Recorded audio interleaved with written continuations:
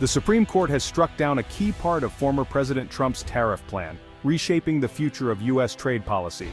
This landmark ruling limits presidential power and reasserts Congress's authority over economic decisions. The case was closely watched by businesses, foreign governments, and legal experts, as the tariffs had disrupted global supply chains and sparked trade disputes. The central issue: did the president overstep the authority granted by Congress? The Supreme Court's answer was a clear yes. The justices ruled that the power to regulate commerce, including setting tariffs, belongs primarily to Congress.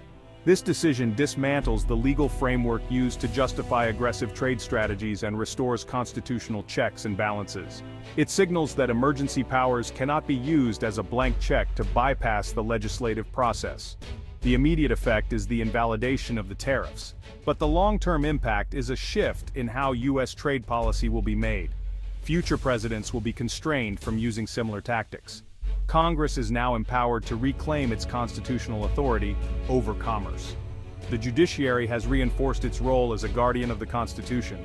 This ruling marks a pivotal moment in the ongoing story of American democracy. The U.S. Constitution gives Congress, not the president, the power to tax and regulate trade. The founders wanted economic power in the hands of the people's representatives, not a single executive. Over time, Congress delegated some authority to the president for flexibility in emergencies or unfair trade practices. This created a gray area, expanding presidential influence over trade. The Trump tariffs reignited debate. How much power did Congress actually intend to give away? Critics argued the president used emergency laws to make sweeping changes, bypassing Congress. This wasn't just about economics, it was about the legal right to impose tariffs. When Congress sets trade policy, the process is public and deliberate. When a president acts alone, checks and balances are bypassed. The Supreme Court's intervention highlights the importance of this system. The power to tax and regulate trade is one of government's most significant powers. The court has now reaffirmed that this power must stay within constitutional boundaries. This decision is a reminder of the importance of separation of powers. It ensures major economic decisions require the consent of Congress. The International Emergency Economic Powers Act, or IEPA, was designed for true emergencies, foreign threats, not routine economic policy. President Trump used IEPA to declare a national emergency and impose tariffs on billions in goods, including from U.S. allies. This was a novel, controversial use of the law, transforming it from a targeted tool into a broad instrument for trade policy.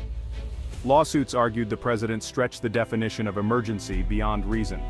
Critics said Congress never intended IEPA to set tariffs, a power reserved for Congress. The legal fight became a referendum on whether a president could sidestep Congress by declaring an economic emergency. The Supreme Court was asked to clarify the law's true meaning and whether the administration had crossed a legal line. The outcome would define the limits of presidential power in economic crises.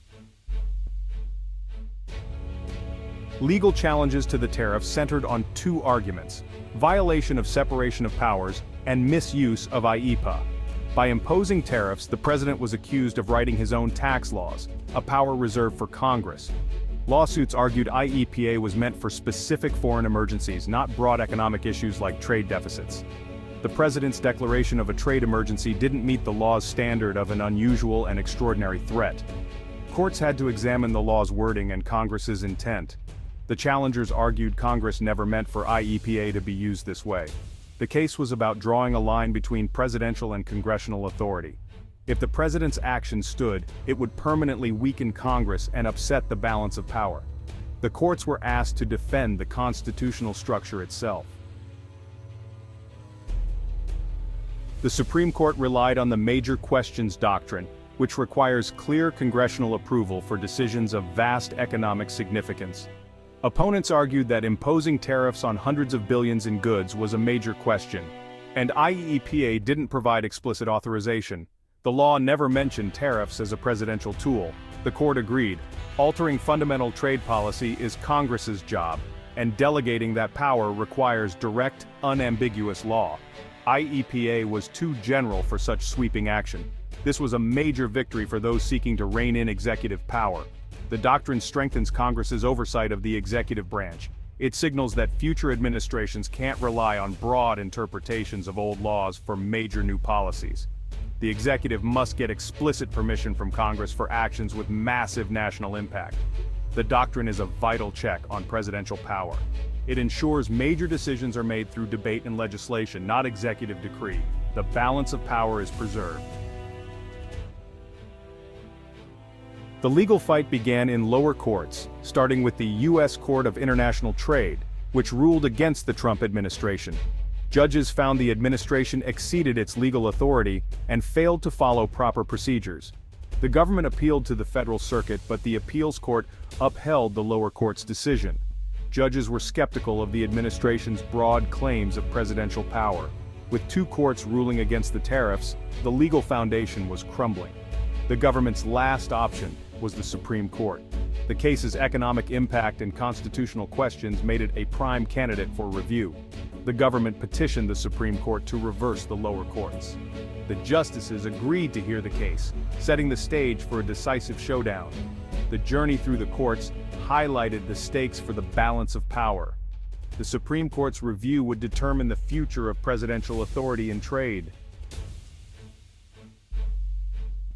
The Supreme Court's decision is a watershed moment for the balance of power in Washington. By ruling the president overstepped, the court recalibrated the relationship between the executive and Congress. The immediate result: tariffs imposed under IEPA are gone, providing relief to industries reliant on global supply chains. The long-term impact: major economic policy is now firmly Congress's domain. Future presidents face a significant legal barrier to using emergency powers for broad trade policies.